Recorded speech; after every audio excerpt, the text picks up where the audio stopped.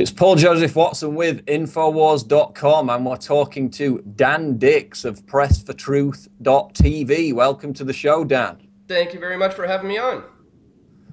Well, what I want to know, Dan, and what a lot of the viewers will want to know is how you got involved in the truth movement, how it came about, and what advice you would give to other budding activists who are trying to, carve out their role in this movement. Sure, to give you a bit of the backstory and how I got involved, I first became aware of some of these issues back in, it was 1998, 99, around that time when I was in school. I had a friend of mine tell me about chemtrails was actually the first topic that I was exposed to in this stuff, and I was very, very skeptical about the whole thing. Specifically the idea that it would be the government doing something nefarious to the people. I thought that just sounded ridiculous to me at the time. But then having begun looking into it, I started seeing there's something to this here. And I remember back in those days, I had a friend who was very into this, and he gave me a big box of documentary films on VHS tapes. I was watching documentaries on VHS back then. And I went down the rabbit hole and my mind was expanded and I went into all sorts of other areas of research. And it was shortly after 2001, after 9/11, that I started getting active. I started meeting like-minded people and joining meetup groups and getting out and doing street actions in the streets, handing out DVDs and that sort of thing, flyers and information, and starting to actually do something, get active. And I did that for a few years and got to the point where I felt, it's time to take it to the next level. So that's when I started the YouTube channel, started the website, and just started documenting things, and eventually got a camera. And, my first time taking a camera to one of these events was at Bilderberg in 2006 in Ottawa, and documented the whole thing. And from then on, I knew this is something that I want to continue doing. So ever since then, I've just been stepping up my game, and that's pretty much how I got started. That's the background story in a nutshell. So, I mean, it's a minefield for people just starting out, though. I mean, there's so many areas of research. I mean, what would your advice be to a newbie who this has all just hit for the first time and they're kind of the rabbit in the headlights? Well, it's easy to perhaps feel overwhelmed, but I would say, take everything one step at a time. Basically, don't think too far ahead. Sometimes people will have big ideas about what they want to do. I mean, when I got into making documentary films, for example, that wasn't really the plan. It just kind of came about that way. I covered a protest in 2007 in Montebello, Quebec. Not knowing what I was going to do with the footage, just thought maybe I'd put them on YouTube. But then we quickly, after getting the footage, finding out what happened with the provocateurs, we realized we have something here. We maybe have the workings of a film. So it's just really, it's about kind of taking it one step ahead, one step at a time, not thinking too far ahead about what the end piece is going to be. And, just taking it one step at a time is what I would say. I mean, that's good advice. Once you've got the content, you can work it around anything, and you don't necessarily have to jump straight into it. You can wait to see, where the pieces fall. I saw the excellent Occupy Bilderberg 2012 video, which you did on YouTube yesterday. You were actually out in the streets of Toronto asking people what they thought or if they'd even heard of the Bilderberg group. Tell us what kind of response you received. Well, pretty much everyone said no. Just about everybody said no, they've never heard of it. But then when I started to give them the background, the story, and I explained to them just who these guys are, some of them, with the kind of cognitive dissonance that goes on, just said, yeah, it doesn't mean anything to me. That's has nothing to do with my world. And some of them just brushed it off. And then some of them said, that sounds familiar. I think I've seen a documentary on that. Are you referring to secret societies or those sorts of things? And so, although they haven't heard the word Bilderberg, there were still a small percentage of people who were aware of this concept that people meet in secret and that there is the few who are controlling the many. So it was great to get out in the streets and tell people about that, especially with this one coming up. And in that particular video, I really wanted to focus a little bit on the Canadian connection because that's sometimes overlooked. Bilderberg has a huge influence on Canadian politics.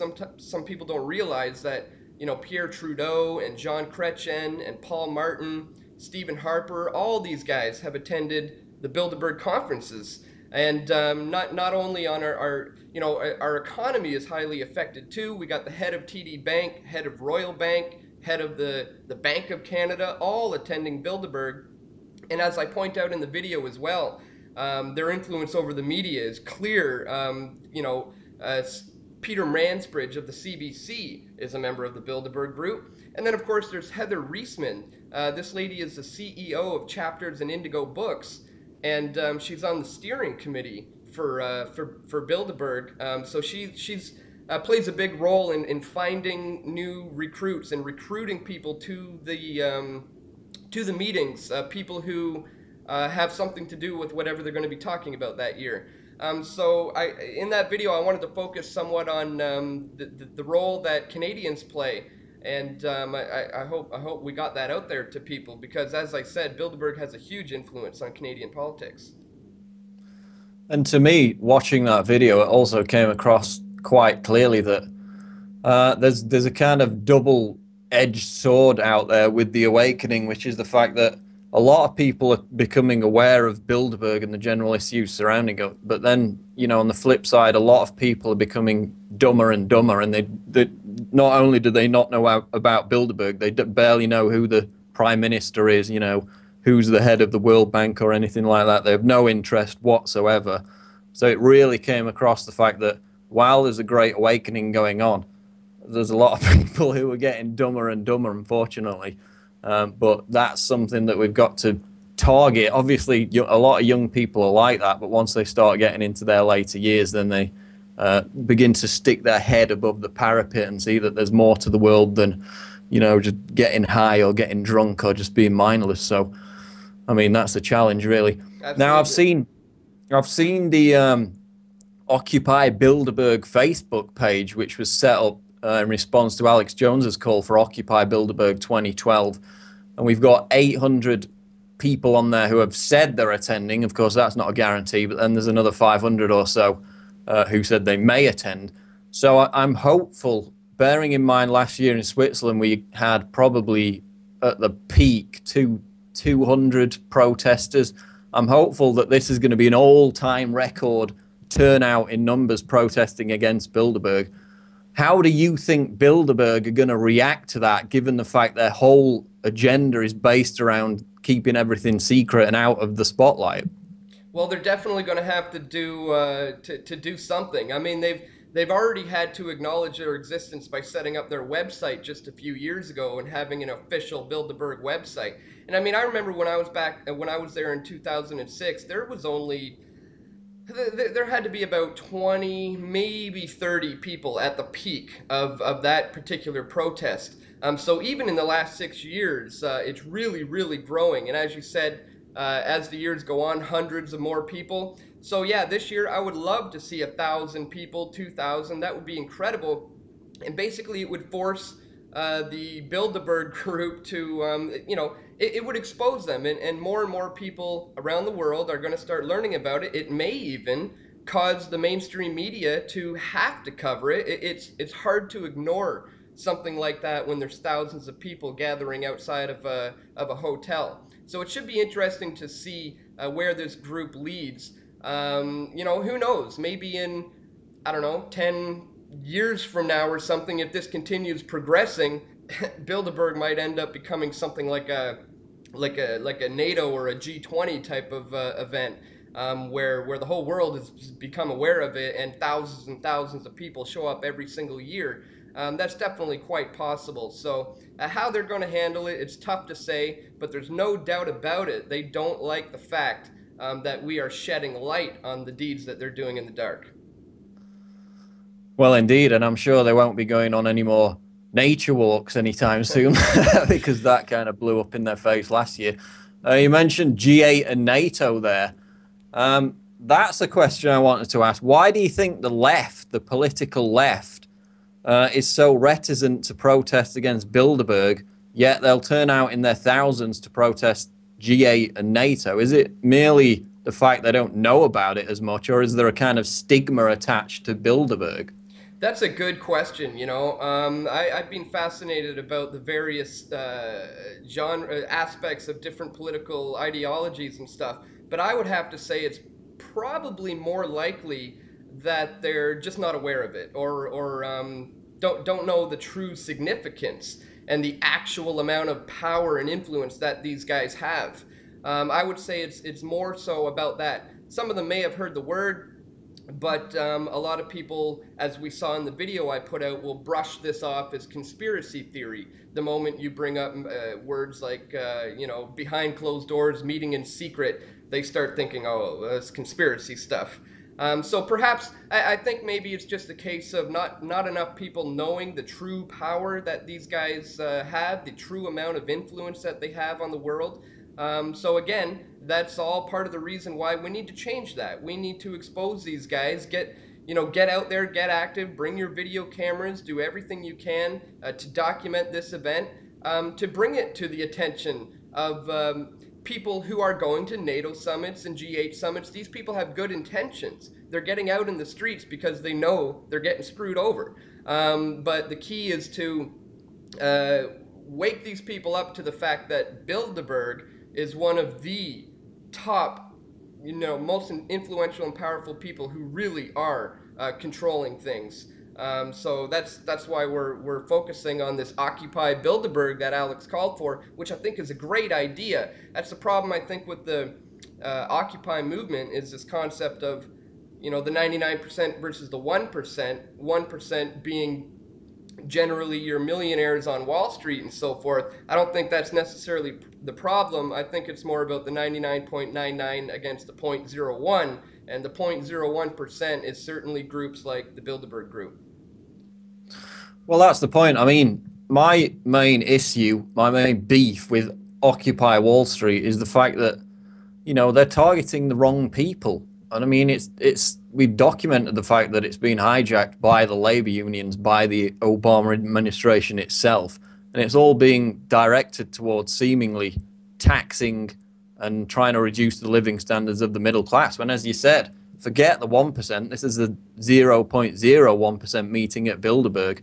And David Swanson, who is a big leftist activist, he exposed the Downing Street memo, came out and basically said, look, forget all the stigma about birtherism or libertarianism or conspiracies and all that kind of stuff. Get rid of the pejoratives and just focus on the fact that we've got 120 top power brokers out of the entire globe. They admittedly create the consensus that changes policy behind closed doors with no regard for democratic will of the people. And let's just get more people aware of it, and then maybe we can increase the turnout numbers. Final question, Dan, since you're also a subject of the Queen there in Canada, I did a video recently expressing my excitement at the upcoming Diamond Jubilee. So I'm wondering how you're planning to celebrate the fact that we're ruled by inbred German hereditary hobgoblins. Yeah, I haven't really planned how I'm going to celebrate that one yet. Maybe I'll get a bunch of people together to have a big old party and celebrate that that fact. But I hadn't caught your video. I'll check it out as soon as I'm done with this. Yeah, no doubt. I mean, a lot of people don't realize that, we are under the rule of the Queen for the most part. Definitely, we're gonna have to keep an eye on that one. I haven't seen your video, but I'll be checking that out very soon for sure. Well, I'm gonna be on the bouncy castle. I'm gonna be outside the pub, and everybody's gonna be having a good time. No, it was just the point. The video was about how people in Britain have got so little to be patriotic about that when they try and fly the St. George's Cross flag, the white and red English flag, it gets banned because it offends minorities and stuff. But when it's the Union Jack for a royal wedding or a Diamond Jubilee, encouraged by the establishment, and everything's okay and you can go mad and celebrate. So it's just about how the establishment hijacks patriotism and misdirects it down these alternative routes, when in reality, real patriotism, if you're British, should be about, the Magna Carta, common law, everything that became the foundation of the American Republic. When it's not, it's being misdirected into worshipping Germanic hereditary ruling families. Yeah, What's your yeah, take? yeah, yeah, absolutely. Absolutely. Yeah, yeah. Well said. You will bow down and worship the Queen. That's pretty much what it amounts to, isn't it? Yeah, it's a uh, big pageant. yeah. All right, Dan. Well, thanks for your time, and we look forward to seeing your reports. I presume now you're probably going to go. Is that correct? Because you were trying to raise the funds. Yeah, yeah. For the last few days, I put up a chip-in widget on my pressfortruth.ca and also pressfortruth.tv, and people have been contributing so that they can help send us to Chantilly, Virginia, to cover this event. So I'm blown away by the amount of support we've been getting. I feel truly blessed and lucky to be getting this kind of support. So it looks like we are going to be attending the Bilderberg conference now. We're nearly 3/4 of our way to reaching our goal. So that's close enough for me now to think that I'm going to go ahead and book the trip. So we'll certainly be there. And for anybody else who is going there, just be sure that you go prepared, have plenty of battery power for your cameras, plenty of tapes or discs or chips or whatever you record on. Bring food and suntan lotion and just Definitely bring the food. yes, absolutely. That's Just one of the main problems being at Bilderberg all day. Nothing to eat. that's exactly it. You don't want to have to leave to Don't want to go. miss anything, do you? You don't want to miss anything. You don't want to have to go get food. So be very prepared to stay there for say 10 hours each day. Battery power, water, food, sunscreen, whatever you need to be outside documenting, filming all day. And to everybody who's planning on going, I hope to see you all there. Okay, Dan Dix, pressfortruth.tv. We appreciate your time and we look forward to your Bilderberg 2012 reports. Thanks, Dan. Thank you very much. We'll talk to you again soon. Thank you.